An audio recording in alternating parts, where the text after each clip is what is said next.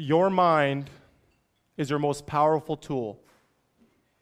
But what if it's broken? Can it be fixed? On average, 10 Canadians will take their own life today. That means in the next 6 minutes that I have to present this speech, there's potential for someone to do so. So I'll be as direct as possible and hopefully reach someone who needs to hear this today. Even at your darkest time, you're destined for something greater. Let me say that again. Even at your darkest time, you're destined for something greater. I know, because it was this belief that kept me from being a part of that statistic and gave me the microphone today. Let me explain. I was a mixed-race child growing up in a predominantly white town, raised by 2 white adopted parents. And by age 16, we had a falling out and I was removed from the family home. I was homeless and broken. I'd been removed from my biological family's care due to exposure of crack cocaine and on account of my father being incarcerated for a violent crime. I was then sent to a loving foster home only to be adopted after 3 years because they lost their biological son to a fight against cancer at age 15. I was then brought to a small town where I was mistaken for the other mixed-race child at my public school. The teachers would call me by his name each and every day, and I never corrected them. How can a 6th grader believe that there's greatness within them when they're not even being called by their own name? I remember being called nigger for the first time on the playground at school, and I was confused as to why the other students were expecting me to fight him. It wasn't until I went home crying that day that I learned that I was different from every other kid at school, and my brother, and the parents explaining this all to me. It wasn't until I asked when my adopted brother's skin color was going to darken like mine that I realized that I didn't fit into this life that was laid out before me, that I was just blending in. This led to years of confusion and frustration. I began asking questions that always came back with the same answer. Malcolm, we will tell you when you're older. I had to wait to find out these intense details about my own past. But that talk never came. Because by age 16, I was sitting on the cold curb in the middle of January with $15 in my bank account and this letter from the Orangeville Police Service stating that I'm not welcome on or near the property of my parents' house.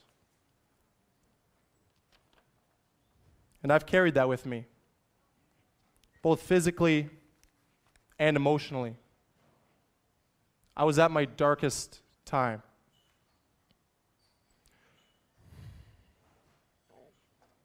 When my parents left that night to bring my brother to hockey, having nowhere else to go, I went back to the house.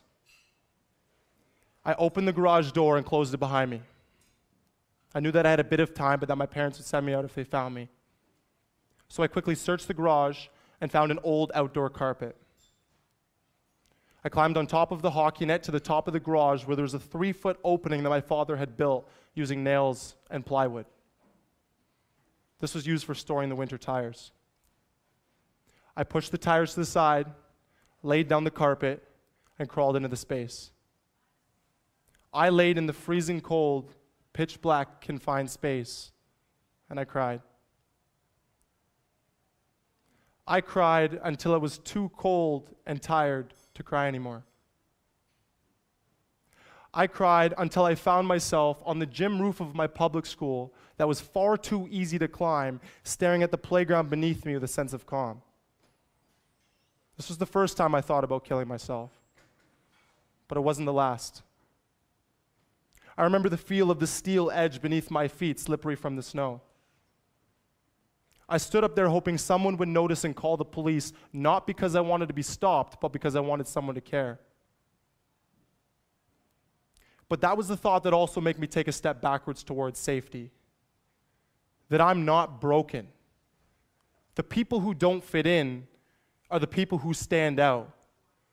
The belief that even then, at my darkest time, that I was going to have a lasting impact on the world and not the pavement beneath me.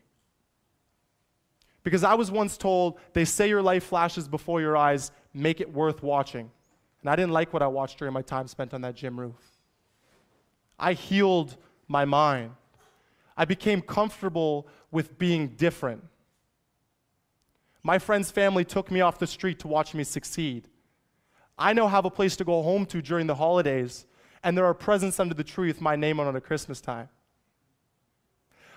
I have gone on to post-secondary school where I captained Durham College's men's first rugby team to an OCAA gold medal.